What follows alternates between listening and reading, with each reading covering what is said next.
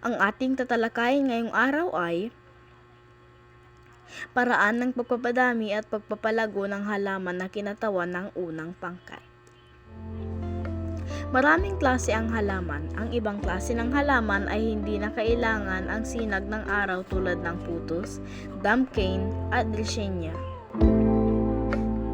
Ang ibang klase naman ng halaman ay nangangailangan ng sinag ng araw at hindi pwedeng ipasok sa ating bahay gaya ng bougainvillea, tea plant at rose.